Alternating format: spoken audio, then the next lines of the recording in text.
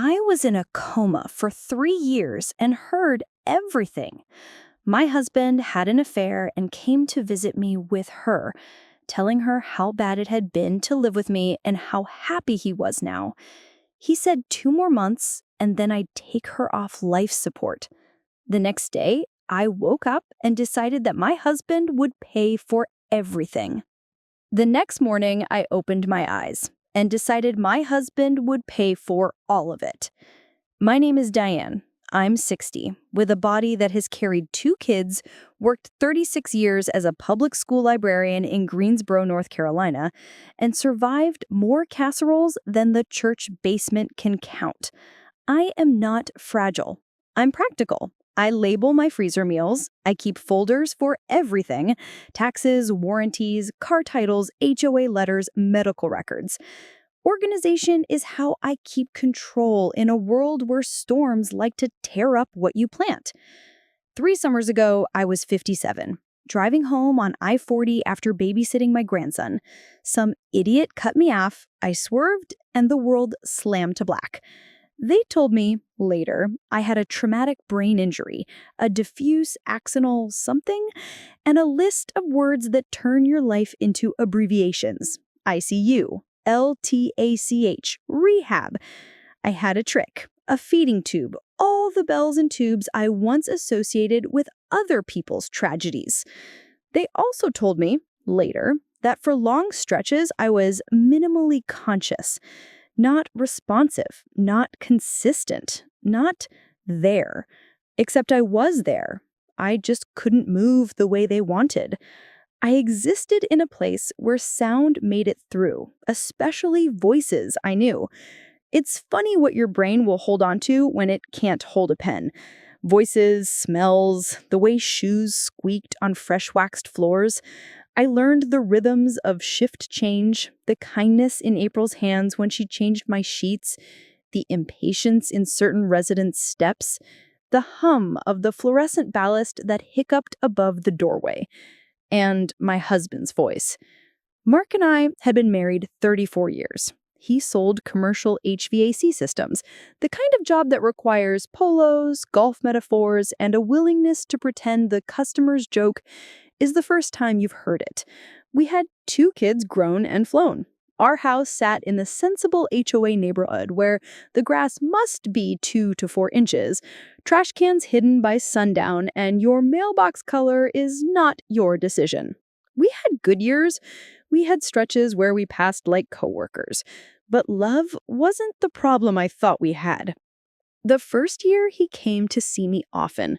He would bring my pillow from home, the one with the cool bamboo cover. He played me our old playlist, Carole King, James Taylor, the soundtrack of people who thought they were original in 1989. He called me Di, even when he was scared. He cried. I could hear his breath hitch. It hurt to hear it, but I was grateful to know I was not alone. The second year, he came less. I tried not to track the days. You lose the calendar in a coma. But human beings can count absence as well as presence. I learned his cadence, the apology in his step when he arrived late, the excuse in his sigh when he left early. The third year, he brought her. I could smell her perfume before I saw the shift in air, the sugared, sharp scent of something that imagined itself classy. She wore wedge sandals that clicked like marbles in a jar and spoke in a voice that ended each sentence like a question. It's so sad. She's been like this for a while. The machines make me anxious. She giggled. They kissed. They touched a foot under the chair like teenagers. And then he said what he said. 2 more months and I'll take her off life support. He said it like a plan he had chosen, like a weather report he felt superior to.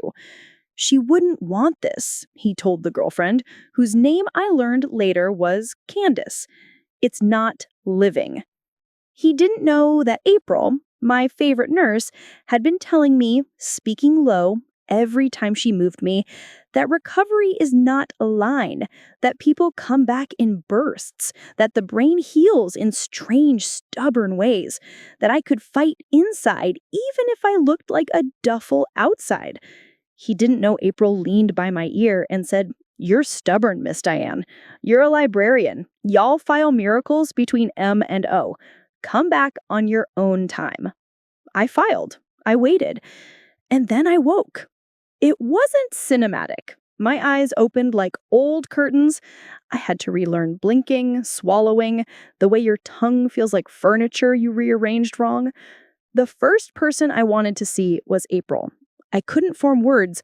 What came out first was a rasp, the scraped sound of a match. April cried and laughed and told me by name all the machines I had, like a tour guide on a bus where the destination was my own body. They tested me every hour. Hand squeeze, pupils track, who is the president? It was summer. The TV in the hall argued politics. I grasped enough to say what they wanted. They gave me a communication board, and my hands remembered the alphabet like they had never left it. I spelled "no visitation" for Mark. I added his full name. I added his cell number. I pointed until the charge nurse understood. And then April, like an avenging angel who knew paperwork better than most demons, put in the order. Restrict visitation to immediate family by patient request. Husband excluded temporarily per patient capacity and hospital policy until social work consult. Social work came in, calm and ready. Her name was Prisha. She introduced herself, asked me how I felt, what I remembered, what I wanted. I spelled for 30 minutes. I told her about 2 months. I told her about Candace. I told her I wanted a new healthcare power of attorney, one that did not include the man who scheduled my death like it was a tea time. Prisha nodded, not shocked, like this happened more than anyone says out loud. She brought forms. She arranged a notary. My sister, Anne, drove 3 hours from Raleigh and held my left hand while I signed, slow and ugly, with my right. The next day, they moved me out of the LTACH to acute rehab. I was conscious, stable, and too angry to be delicate. Mark found out about the visitation restriction when he showed up at the desk with flowers that had probably been marked down at Harris Teeter. Security walked him away. He called the nurse's station. He called my phone. My phone was in a drawer with the case I still liked, navy blue with daisies, like a life that had paused and now rebuffered. I didn't answer. Instead, I asked for my medical records. I asked for the visitor log. Hospitals are paperwork. All you have to do is ask correctly. I asked for copies of everything, not for revenge yet, but because my body is my file and I wanted it back. I learned dates. I saw Mark and Candace signed in twice, and the memory I had of their perfume and their whispers snapped onto a timeline. I learned which days he didn't come. It's a mean thing to learn, but when you're rebuilding from smashed, you don't turn down knowledge because it stings. I called a lawyer from the rehab phone. Her name was Meredith Hines, board certified in family law, the kind of woman who wears flats because she is tired of the theater of suffering for male height. I told her I was in a hospital bed, newly awake, and I needed to protect myself. She visited me at noon, sat in the chair Candace had wrinkled with her wedge heels, and looked me in the face like I was fully there, which was the first gift anyone had given me besides April's faith. "What do you want?" Meredith asked, pen ready. "I want out. I want safe. I want him to feel the cold wind he put me in." She did not smile. She nodded. "North Carolina recognizes marital misconduct. Adultery matters for alimony. Dissipation of marital assets matters in equitable distribution. And," here she let the "and" hang like a chandelier, "you can sue a paramour for alienation of affection and criminal conversation in this state, depending on the facts." I blinked. It took me a second to remember a word like paramour, and then another second to understand that the law might not shrug at what he had done. "But you are in rehab," she said. "Our first goal is to secure your finances, your medical decisions, your home. We'll build carefully. Slow is clean. Clean is strong." Slow is clean. Clean is strong. I tucked that next to April's miracle file. I signed a new durable power of attorney naming my sister for everything outside the hospital. I froze my credit with the bureaus. I opened a new checking account at the credit union where my pension goes, separate, in my name only. Anne brought me my laptop and my password notebook, the blue one he ribbed me about like I was a grandma who couldn't remember. I am a grandma, and I remember just fine. I logged into our joint accounts, bank, credit cards, and printed, with Meredith's instruction, 3 years of statements. I highlighted every hotel, every restaurant that wasn't ours, every jewelry store that wasn't my size. The highlighter was a soft yellow. I chose it on purpose so my fury wouldn't turn sloppy. I did the math. I totaled the charges that matched his affair's time frame. it was not small. There were weekends in Charleston when he told my sister he had a trade show. There were dinners at the steakhouse that cost a car payment with a good Cabernet. There were Uber receipts from neighborhoods where Candace would later be confirmed to live. I changed the beneficiary on my life insurance. I updated my will, because you get careful when you almost die. I named Anne. I made a living trust. I made sure if I died the next day, moving your mouth and your limbs is like pushing a sofa across carpet while drunk. Nothing would drift to Mark by inertia. My son, Jason, flew in from Denver. He sat by my bed and cried like he did when he was 4 and scraped both knees in the cul-de-sac. I told him, halting and ugly, the 2 sentences that mattered. Your dad brought his girlfriend to my bed. He said he would take me off life support in 2 months. Jason shook like a person who is trying to hold 2 truths in one hand and can't. He didn't argue. He didn't defend. He said, "What do you need me to do?" "Nothing rash," I said. "Everything lawful." Revenge plan. You don't go nuclear with fire, you go nuclear with paperwork. I made a plan that matched my age and my skill set. Separate my life from Mark's while I was still in a hospital gown. New medical POA, new financial POA. Restrain his access to my body and my money. Document everything. Visitor logs, statements, financial records, texts if I could access them, social media, even the scent memory of Candace's perfume if it could be linked to purchase records. Hire a private investigator, not to stalk, but to confirm with photographs what the ledgers suggested. Meredith had a PI she trusted, a quiet man named Luis whose best talent was being ignored. File for divorce based on marital misconduct. Seek alimony if appropriate, equitable distribution with a dissipation claim for every dollar he spent playing sugar daddy. File an alienation of affection and criminal conversation suit against Candace if the facts supported a relationship during our marriage, which they did. Report Mark's workplace relationship if Candace was connected there, because I suspected she was. Mark worked at Caledonia Climate Systems, and the way he spoke in the room, too familiar, too comfortable, made me guess she was a coworker, maybe even a subordinate. Caledonia's employee handbook, a PDF I had because I keep everything, forbids relationships with direct reports. I highlighted that paragraph the same way I highlighted his dinners. Control the narrative. No screaming at church, no Facebook essays, just deliberate disclosures. To HR, to attorneys, to the court, to our adult children in a room with tissues and time. Recover my body. Physical therapy became part of the plan, not for vengeance, but because my greatest act of defiance was to become fully myself again. I put this on paper. I wrote the words, no illegal acts, no harassment, no public shaming. Let the institutions do the work. Courts, HR, insurance, HOA if needed. Revenge is often confused with chaos. Mine would be orderly. The first strike landed while I was still in inpatient rehab. Luis, the PI, followed Mark for 2 weeks. He provided photographs of him entering and leaving Candace's townhouse with an overnight bag, captured on 3 Tuesdays and 2 Saturdays. He took a picture of them holding hands on a bench in a small park near Lawndale. Mundane, damning. He photographed them kissing in the Caledonia parking lot in a zone marked managers only, which meant she was likely an employee. He captured one picture of Mark with his hand on his lower back as they walked into a hotel whose charge I had already highlighted in yellow. Luis also captured something else. A photo of Mark and Candace walking into my hospital lobby together, date stamped 6 months after my accident, both smiling like they had tickets to a show. The hospital visitor logs matched. My body went cold and then hot. It's a strange thing to have your memory validated by pixels. It made the world feel heavy and safe at the same time. Meredith filed the divorce complaint, citing marital misconduct. She filed a motion to freeze certain marital accounts to prevent further dissipation. She requested a temporary order awarding me exclusive use of the house during the proceedings, even though I was not yet discharged, because the house was adapted for my return. grab bars, shower chair, the sorts of indignities you install with gratitude.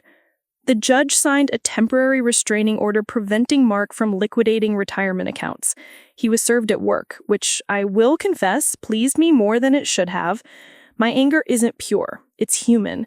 I penned, slow, halting, left hand steadying right, an HR complaint to Caledonia's compliance inbox. Meredith vetted it. I did not demand a firing.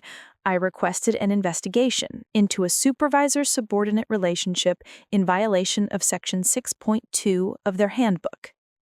I attached 2 photographs from Luis, the parking lot kiss and the hand on the lower back moving into a Hilton Garden Inn at 11:14 p.m. when a regional conference was scheduled in Charlotte. I added 1 screenshot from our joint credit card showing a room, 2 meals charged to the same room within minutes, and a charge at the company's internal barcode for client entertainment on the same day.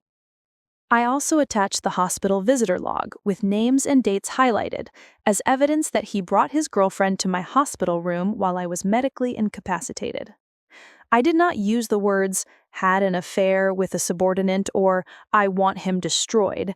I used the words HR cannot ignore, conflict of interest, policy violation, liability, hostile work environment potential. I CC'd myself. I CC'd a generic legal email at Caledonia that I found in the policy doc. Then I locked my phone, placed it on my lap, and went to occupational therapy to practice buttoning a shirt. 2 days later, a woman named Veronica from Caledonia's HR called my hospital room. She asked polite, precise questions. She requested to speak with Luis, who had watermarked his photographs with his firm's name. She requested any further documentation I might possess. I sent it all, careful to ensure any personal data that wasn't relevant was redacted. You can be thorough and ethical at the same time. I slept that night like the body does when it senses order after chaos. Mark tried to call me again. He left a voicemail that started out like apology and slid into anger. "This is below the belt, Diane. You know I was there for you for 2 years. You know you wouldn't want this. We weren't happy. You're making a scene." I saved it. Meredith transcribed it. It's astonishing what people say when they think you are too weak to fight. Caledonia placed Mark on administrative leave pending investigation. HR separately contacted Candace, identified as an accounts coordinator in his division. She was on a lower rung of the ladder, exactly the kind of person a manager is not allowed to date under a policy written in sober font and ignored with the same nonchalance as speed limits in school zones. The company interviewed team members, pulled emails, and retrieved security footage. They found messages from Mark's company account to Candace's saying what lovers say when they think they are immune. "Don't worry, she won't know. She doesn't know anything." I saw a copy, black boxes over names of other employees and clients. It was enough. They terminated Mark for cause. They terminated Candace for violating their code. Termination for cause means no severance. It means you leave with the cardboard box and the plant that never liked fluorescent light anyway. It means HR sends out a bland email, "We wish them well in their future endeavors," and everyone knows there's smoke behind it. I still had to get better. The day I stood for the first time, really stood, weight on feet, hands gripping parallel bars like a sailor onto a rail, I felt the anger burn cleaner. Physical therapy became a liturgy. Up, sit, up, breathe, swallow, speak. The speech therapist brought me a mirror and had me practice vowel sounds like a second grader with a crush on phonics. I got most of my voice back in a month. It came in raspier, like I smoked menthols in my 20s. I hadn't, but it sounded good with sarcasm. Jason and Abby, my daughter, came to visit together, and we told Abby in the family lounge, where the chairs are designed to be comfortable for exactly 15 minutes and then inspire confession. Abby cried quietly, and then got furious on my behalf in a way I recognized from when she was 13 and a teacher accused her of cheating because she finished early. I touched her hand. I said, "We will do this right. No gasoline, just water in the right places." Abby cried quietly and then got furious on my behalf, in a way I recognized from when she was 13 and a teacher accused her of cheating because she finished early. I touched her hand. I said, "We will do this right. No gasoline, just water in the right places." "Okay," she said, like a soldier receiving orders. I was discharged home with a walker and a list of outpatient therapy appointments longer than a CVS receipt. The house smelled like a place that hadn't been hugged. Anne had come through and made it decent. The sheets, the groceries, the dust that accumulates like judgment. But a house knows when its heart's been idle. I cried in the doorway. Then I called the security company and changed the code, even though Mark had already been removed by court order. Symbolism matters. Mark tried to show up the weekend after I came home. The temporary order had granted me exclusive use of the residence and enjoined him from any harassment or contact outside counsel. He knocked anyway. The doorbell camera captured his face too close, the face of a man who was used to being let in. I didn't answer. Anne called the police. 2 officers came. They stood on my porch and explained a piece of paper to a man who was always believed rules were for the less clever. They told him to leave or be arrested for violating a court order. He left. Meredith pursued our dissipation of affection and criminal conversation suit against Candace. If you haven't looked those up, don't worry. Most people in America haven't heard of them anymore. Most states toss them out with other antique sins. North Carolina kept them, likely because we appreciate a well-organized grudge. The suit alleged that while I was married, Candace intentionally and maliciously alienated the affection of my husband and engaged in sexual intercourse with him.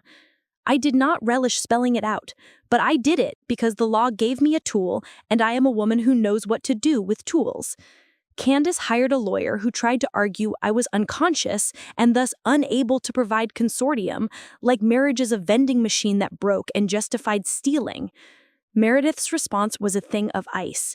She laid out years of marriage, photographs of holidays, testimony from the kids and our neighbors about our regular routines, my phone records with Mark's calls during year 1 at all hours because he was terrified. And then the pivot, the hospital visitor log with Candace's name. The judge did not make a face. Judges are trained not to. But the air in the room dropped 10 degrees. Discovery is not fun. It is not TV drama. It is emails printed and boxed, texts scoured, calendars compared, depositions where people who once whispered in your hospital room now whisper to a court reporter. But it works. Candace turned over a text where Mark wrote, "I wish she'd just let go." She replied with a heart emoji. I read it, then set it down, then picked it up again, like a wasp you aren't sure is dead. Caledonia, in its own discovery, because of the HR complaint, produced policy documents, training completions Mark had clicked "I agree" on twice a year, and an email from Mark to his boss referring to Candace as "my girl" after a conference 2 summers ago. His boss had replied, "Careful, HR would have a field day." They both deserved what they got. The neighborhood learned the sanitized version. Mark moved out. Diane's focusing on recovery. I did not slam him publicly. I let silence do what it does to people like him. He tried to recruit mutual friends to his side with the sob story script men in these situations read to each other over IPAs. I was lonely. I was scared. We were over already. Some of them nodded. Some of them looked at him and saw the cardboard box. I went to church for the first time in 4 years. Pastor Marie hugged me, said she had visited me once a month, prayed at my bed even when I didn't respond. I wanted to say I did respond, but instead I said thank you. She did not ask me to forgive in a way that sounded like erasing. She asked me to heal in a way that sounded like a room with a door. It helped. Candace's attorney tried to negotiate. He floated a modest settlement in the spirit of closure. We presented a number with 6 digits and a 1 that wasn't at the front. It wasn't about greed. It was about proportion. She'd knowingly walked into a marriage where the wife could not speak to defend herself. She had stood over my bed, sprayed with perfume and soft condescension while he measured a calendar. There are choices you pay for. She balked. We prepared for trial. Recovery did not move in a straight line. I fell in the bathroom once and cried, because dignity is a thin blanket in winter. April, bless that woman, visited me on her day off with muffins that tasted like lemon and rest. She told me stories about other patients who came back after longer or after worse. She reminded me that anger is a useful fuel if you burn it clean. Mark, stripped of his job, took a sales position with a small HVAC company 2 counties over. He tried to negotiate the divorce by guilt. You don't need the house. We can split the retirement in a way that makes sense. He used words like fair and mutual, as if he hadn't stood above my vented body and rationalized the calendar. Meredith handled him. Our position is clear, she said, in front of a mediator who looked like he wished people would stop making the same mistakes.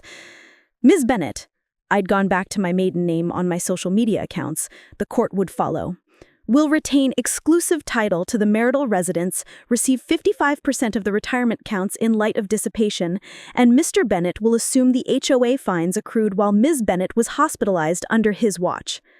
Yes, there were HOA fines. He let the grass burn the second summer. Even the HOA gets a line in a life. He refused. We prepared for a hearing. In the middle of this, Abby found Candace's Instagram. It was public. People who survive on lies often forget cover is necessary. There were photos of a beach weekend, the same weekend one of Mark's conferences took place, with captions like soft life and blessed. There was one mirror selfie in a bathroom with my husband's shirt visible on the counter. The Patagonia with a stain near the cuff I nagged him about because it made him look like he didn't own a washing machine. We didn't download her photos and share them to embarrass her. We sent them to Meredith and Lewis for the growing evidence file. It's amazing how often people document the very things they will later swear didn't happen. In outpatient therapy, I learned to drive again. The first time I put my hand on a steering wheel post-coma, my body remembered and then faltered. The instructor was patient. "Breathe," she said. "Look where you want to go." It was a tidy metaphor. I kept breathing. I kept my eyes on the road. When Candace finally sat for her deposition, she arrived in a blazer, the exact red of impulsive decisions. She told a story of misunderstood affection, of a relationship that was basically over before she arrived, and supporting Mark through a difficult time. Meredith's face was professionally neutral. Then she placed the hospital visitor log in front of Candace. "Can you read the date and name here?" she asked. Candace read, "You can always tell when a person meets the part of themselves they believed would stay hidden." Her voice thinned. She said, "I don't remember that," because that is what people say when the truth is too clear to rewrite. Meredith slid the photograph from Luis across the table. The lobby picture, the 2 of them, 6 months into my hospitalization, walking into the building where I lay like luggage in storage. "We're done for today," her attorney said, voice stiff, as if he could halt gravity. "Not yet," Meredith said, and asked her 3 more questions that were not cruel, just precise. Precision is cruelty to a lie. The divorce hearing on temporary support was first. Mark wore a blue suit and a tie I gave him for our 20th anniversary. He did not meet my eyes. He told the judge we were estranged before the accident, that he felt abandoned by my injuries, and that the affair began when he was bereft. I thought of the word bereft sitting next to my feeding tube and laughed inside. Meredith stood, organized, calm. She presented the financials. She presented dissipation. She presented the HR termination letter. She did not mention the hospital scene, except in the most clinical terms. She did not have to. The judge ordered temporary alimony in my favor and early distribution of certain assets to cover my continuing therapy. Mark made a sound you make when you have always assumed money is attached to you by virtue and discover it's attached to you by law. A month later, Caledonia's HR investigation closed formally, and they sent me a letter thanking me for bringing the issue to their attention and offering a meeting if I needed to discuss the process. I did not. They had done their part. I framed the letter in my head, then remembered I am not the kind of woman who frames rubble. I shredded it, kept a copy in Meredith's file, and baked cake for April because you don't survive alone. The alienation of affection suit was set for trial. We entered the courthouse on a Tuesday that smelled like rain, which in Greensboro means you brought an umbrella and decided to be optimistic anyway. The courtroom was quieter than television. The bailiff looked at me and offered a nod that felt like solidarity from a stranger who has seen too many stories end without order. Meredith called me first. I told the story. I used small words and precision. I did not cry. The jury listened. They were the kind of people who make time to respond to a summons and sit in chairs that worsen your back to perform civic math. I liked them. Candace's attorney tried to score small points. He asked if Mark and I had argued in our marriage.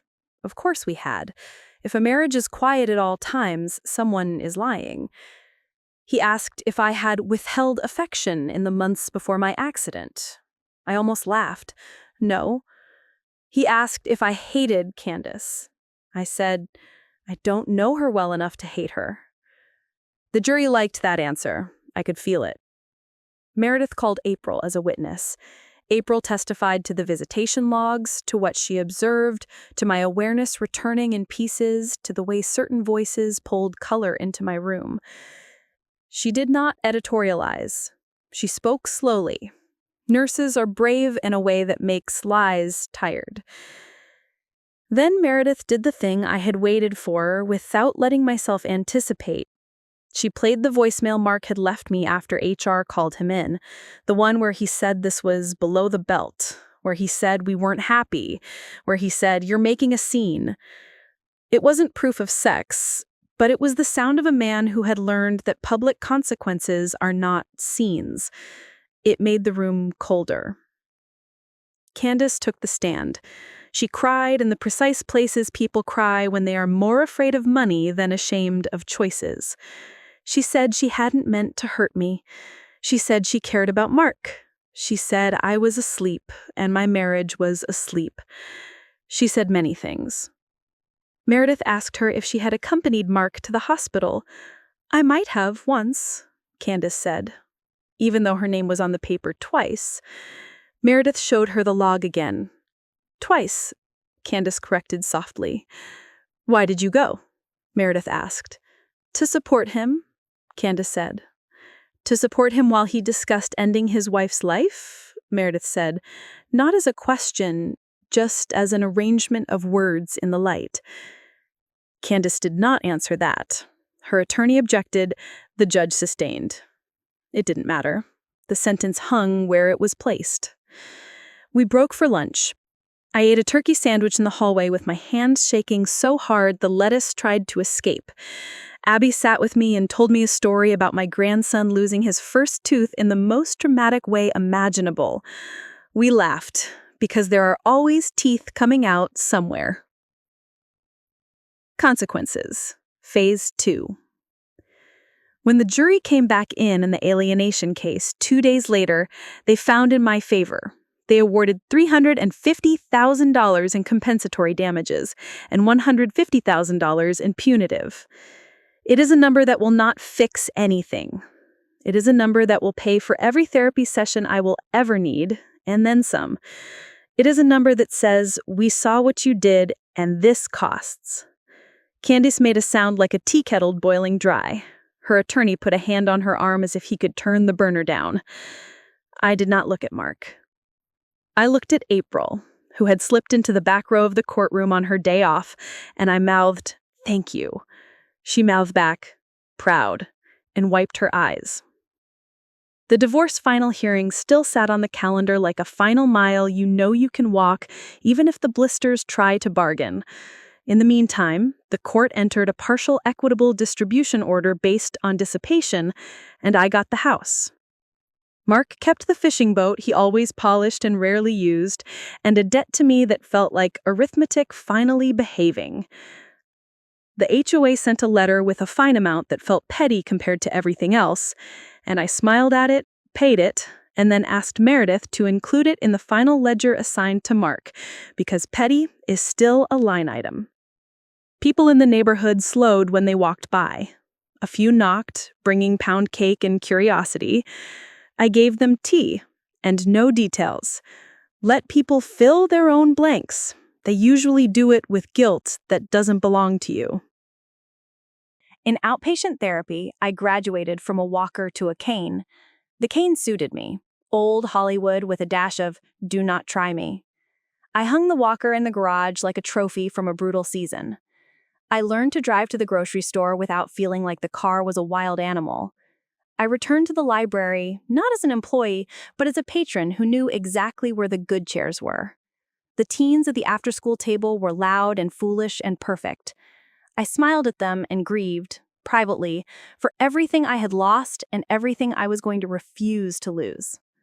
Mark's lawyer emailed Meredith a narrative I could have written in my sleep. He had suffered enough. He wanted to move on. Surely I did too. Meredith replied with a settlement draft that would make moving on possible. For me. Final note. Not the end, but the turning. If you're waiting for the part where I confronted him in a parking lot and shouted, it isn't coming. I don't raise my voice for men who don't deserve my breath. I did the long, quiet work. I left the screaming to the small animals inside of him who, I suspect, have not shut up since HR handed him a box. On the first night I slept in my bed without waking to the machines that had once been my lullaby, I lay on my side and watched the digital clock blink. The house was mine. My life was mine. The legal work was still in motion. The final decree waited like folded laundry, but the heavy lift was done. I texted April a photo of my cane leaning against the front porch railing, a sunset behind it.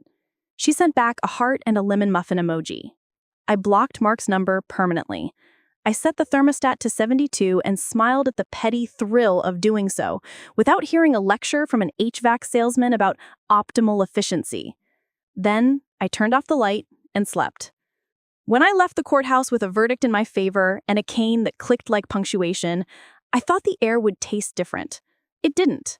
It tasted like late summer in North Carolina, wet heat and a hint of lawn chemicals. The world goes on after your personal earthquake. The trick is learning to walk on new ground without apologizing for your limp. The legal machine kept moving, steady as a clock you finally wound. Divorce court had one more lap. Equitable distribution, alimony, the last inventory of a life you shared with someone who turned your hospital room into an audition for a fresh start. Meredith, God bless her organized soul, made a chart. She brought it to my kitchen, spread it on the table like a battle map. Columns for accounts, rows for assets, shaded cells for dissipation, post-its for retirement plans that needed QDROs, those love letters to bureaucracy that tell a plan administrator exactly how to carve your future. Slow is clean, clean is strong, she reminded me, sipping coffee that had cooled while she explained how a 401k splits without burning in taxes if you respect the paperwork. I nodded. My brain felt like a chalkboard at the end of a school day, layers of lessons half erased and waiting for a wet cloth. But I understood enough. I initialed where I needed to. I asked questions in the holes between my breath and my pride. Lewis, the PI, had moved on to quieter cases. Before he did, he delivered one more folder.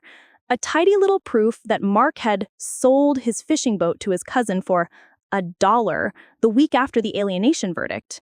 The title transfer form had that desperate sheen of a kid eating cake with frosting on his cheeks, insisting he didn't touch it. Fraudulent conveyance is a phrase that hums like a bee. Meredith filed a motion.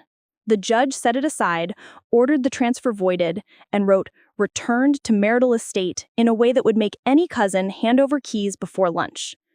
The HOA sent another letter about a mailbox paint specification I allegedly violated in 2019. I laughed so hard I had to sit down. We added it to the ledger of petty injuries Mark would assume under the final order. Revenge is not the absence of paper cuts, it's who buys the Band-Aids. I spent afternoons at therapy, grip strength, balance boards, the indignity of relearning to step backwards without feeling like the floor is plotting. My speech therapist, Bia, had me read aloud page after page until my voice stopped sounding like a gravel road. She chose pieces she knew would keep me stubborn. Poems about rivers, essays about women whose best years arrived after men announced they were expired. I went home hoarse and happy, like a singer after a decent set in a small bar. At night, I did my own quiet work. I sat with a stack of old bank statements and a pen. I circled charges that had once been invisible, now loud. Not to torture myself, to make a map.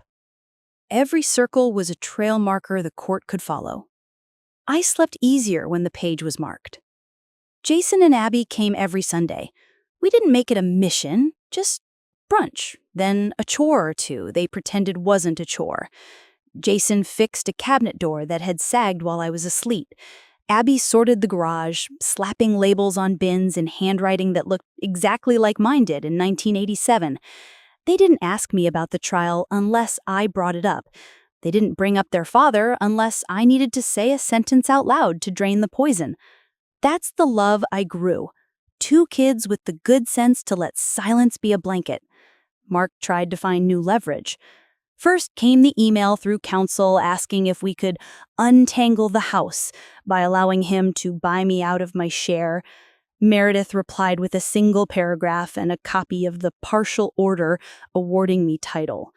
He followed with an offer to take on my medical debt if I agreed to reduce the alimony request. He must have forgotten or never learned that a school librarian with a pension and a well-organized sister doesn't leave bills to chance. Insurance, plus the alienation judgment, plus the careful savings he used to praise in public and resent in private, had covered more than he imagined. I declined, without commenting on his math. Then he tried pity. A letter, not through counsel, which was a violation, decorated with phrases like, "We were good once," and "No one deserves this pain." I forwarded it to Meredith, who sent him a note reminding him contact outside counsel would lead to sanctions. Men like Mark count on women like me to be too tender to use the tools on the table. I'm tender. I'm also newly fluent in the language of restraining orders. Caledonia, his old company, sent a follow-up letter confirming the termination for cause and reminding him of his non-compete. It was oddly satisfying to watch emails that used to land in his inbox land in mine because I had initiated an HR complaint correctly. I didn't frame that letter either, but I took one slow breath and let it go cold. Meanwhile, Candace vanished from Instagram. The profile went private, then blank. I heard, through one of those grapevines you don't water but keeps growing, that she'd taken a job out of state. I didn't celebrate. I emailed my attorney a reminder to docket the judgment in the counties where she might land and to record it so it attached to any property she bought. Public record is not revenge, it's gravity. The clerk at the courthouse took my check, stamped my copy, and handed it back with a look I recognized from my years behind a desk, the look a woman gives another woman when she knows the story without reading it. 3 months after the verdict, a sheriff's deputy served a wage garnishment on Candace's new employer. North Carolina's laws are not universal miracles, but this one did what it was supposed to do. The first deposit hit my account like a rhythm I could finally dance to, $612.17 after taxes and fees and the statutory cap. I set it to auto-transfer into a fund labeled Recovery and Quiet Joys. I used the first installment on a new porch swing and a weekend in Asheville with Abby where we didn't talk about men at all. The final divorce hearing arrived on a windy Thursday in April, the kind of day where the courthouse flag can't make up its mind. I wore a navy dress and my grandmother's brooch.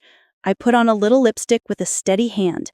When I looked in the mirror, I saw the woman I had been at 30, the one who thought organization alone could outwork betrayal, and the woman I am at 60, who knows organization is nothing without courage and breath. Mark showed up with a different tie. He looked smaller. Maybe it was the suit. Maybe it was the absence of the bluster that used to come with pay stubs. The judge was the same, patient, precise, not interested in theatrics. Meredith opened with a timeline. She had a binder so well tabbed, it could teach a class. She presented dissipation totals down to the penny, proof of the alienation judgment and the HR termination, proof of the voided boat transfer, the temporary orders already obeyed. She outlined my monthly budget, my medical needs, my pension income, my age. She did not ask for the moon. She asked for something a court could sign without flinching. Mark's attorney, new guy, tireless bravado under a blazer, tried to relitigate our marriage. He waxed on about ambiguous fault and equity. The judge held up a palm. Counsel, I'm not here to apportion sin. I'm here to apportion assets and support under statute. I don't care for statutes until they save you. The order came back crisp. I retained the house, free and clear, with Mark ordered to sign a quitclaim deed within 10 days. Failure to do so would result in the clerk signing on his behalf. Meredith smiled at that. One of my favorite sentences, she whispered. I received 57% of the retirement accounts after accounting for dissipation, divided via QDRO. The plan administrator had already pre-approved the language Meredith drafted. The clerk signed the domestic relations orders the same day.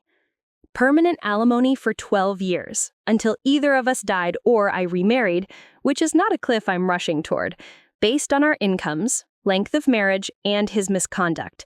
It wasn't extravagant, it was enough.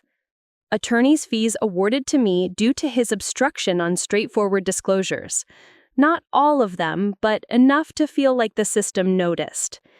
He assumed the HOA fines, the boat storage costs during the voided transfer, and a credit card balance he incurred while we were already under temporary orders, because the receipt said craft beer experience on a weekend he claimed he was between jobs.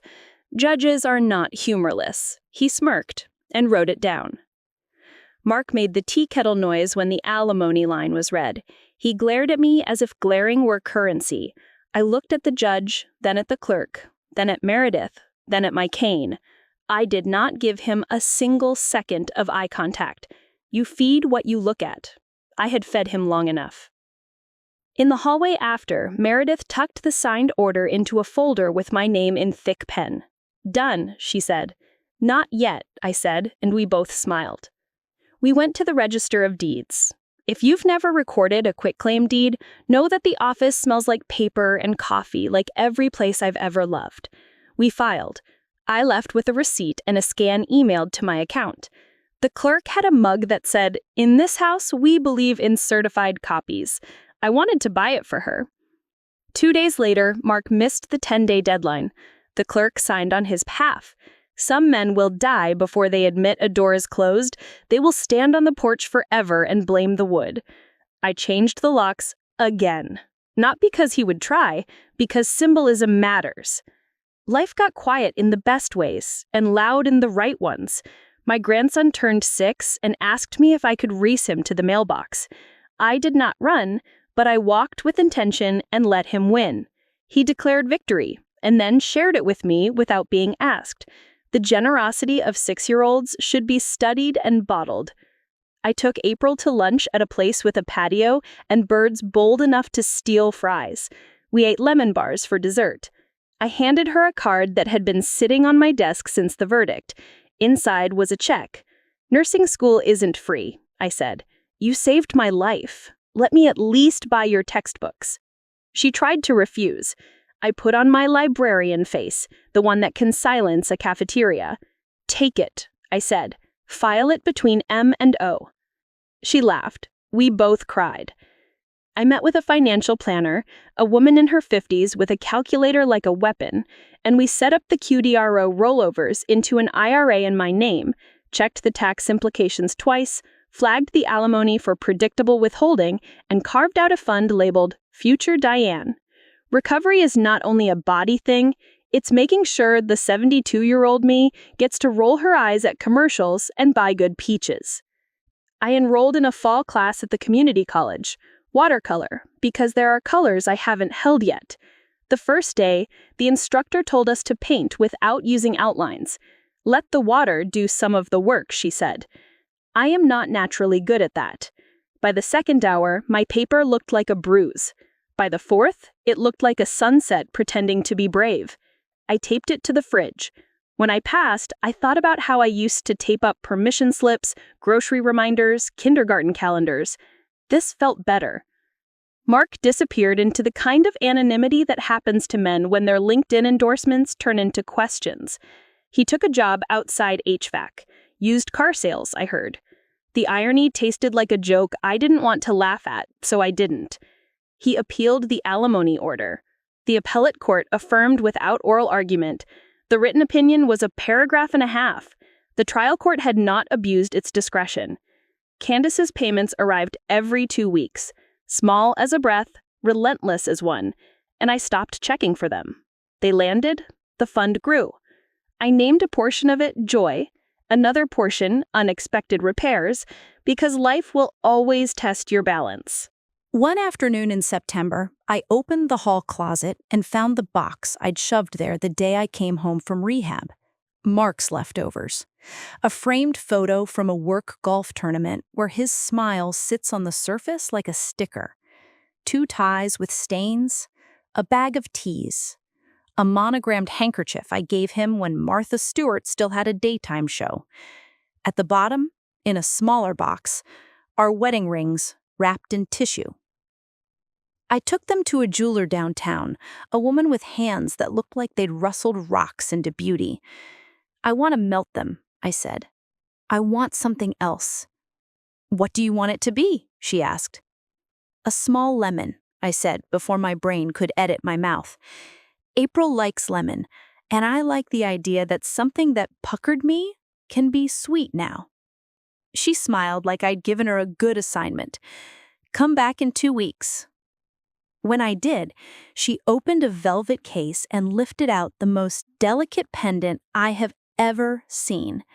A little lemon in hammered gold, no bigger than my thumbnail, with a leaf that caught the light and made it look like it might swing on a branch if you breathed too hard. She'd used R rings. She'd stamped a tiny D on the back where only I would know. I wore it home. I hung it on my nightstand hook. I called April and told her to meet me at the cafe with the aggressive birds.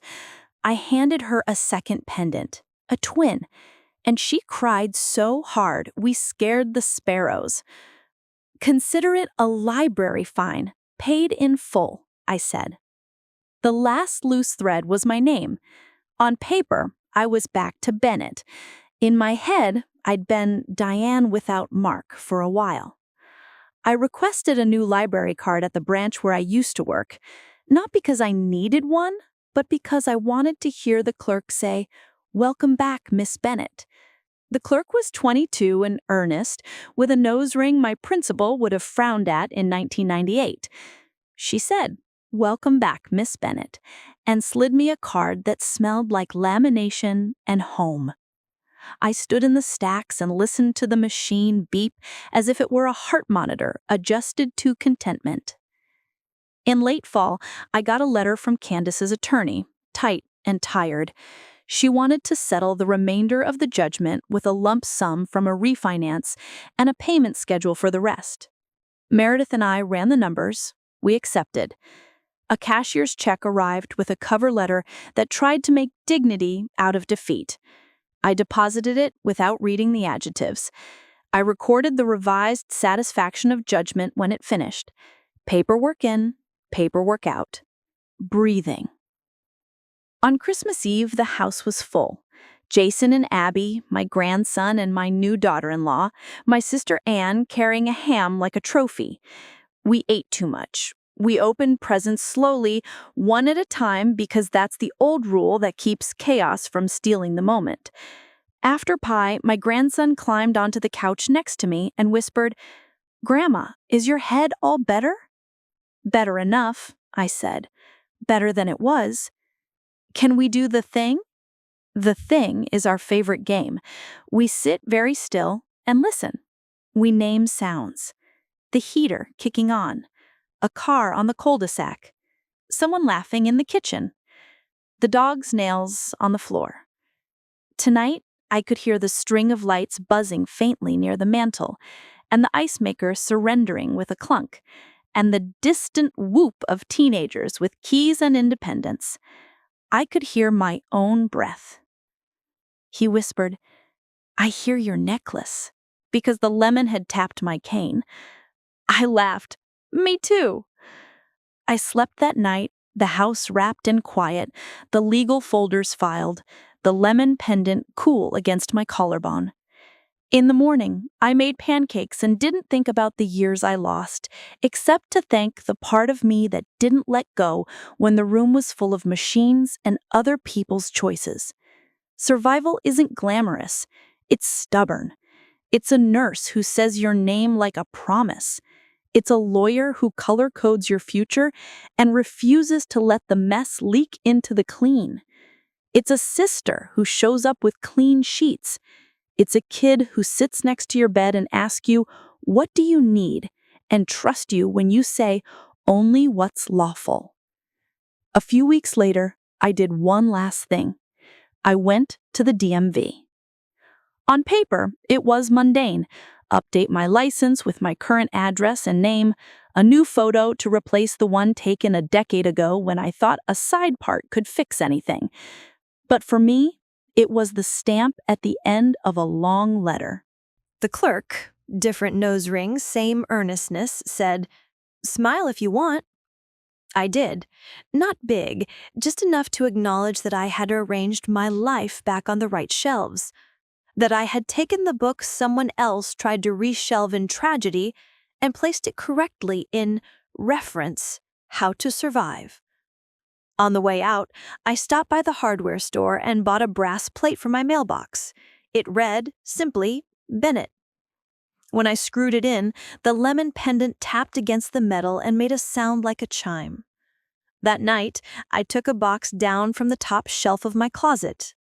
The last box. Inside was a remote thermostat controller he used to lecture me with. I put it in a padded envelope with a note that said, "Optimal efficiency achieved," addressed to his mailbox at the apartment complex I only knew because he'd been sloppy with a change of address form. I didn't put a return address. I didn't need a reply. I dropped it at the post office, bought myself a book of stamps with state flowers, and went home. The porch swing creaked in the good way. The sky went pink at the edges. Somewhere, teenagers who didn't know me were starting a story that would take them too long to learn. My neighbor's cat, fat, dignified, patrolled the azaleas like he owned the deed. I adjusted the thermostat to exactly 72, poured tea, and sat down on my swing. Here is the truth I came back to deliver. Sometimes revenge is not a grenade. It's a filing cabinet. It's a calm voice on a recorded line. It's your name spelled right on a deed, your own breath steady in the dark, the quiet click of a lock you paid for, and the gentle weight of a lemon pendant made from 25 years of promises kept and one morning's decision to wake up. I heard everything. The whispers, the schedule he made from my death like he was picking a tea time, the way the world kept trying to tell me I was furniture in my own story. I also heard April saying miracles get filed between M and O, Meredith saying slow is clean, clean is strong. My kids saying, "What do you need?" My own roar, quiet and stubborn, lawful, thorough, enough. He paid the bill I handed him, line by line, with a receipt stamped by the clerk and initialed by the judge. She paid too, in the currency the law allows. I took my life back in installments. Mobility, then voice, then title, then peace, and returned one last item to the right shelf. Me. My grandmother told me this story. Thanks for watching this video. Bye bye.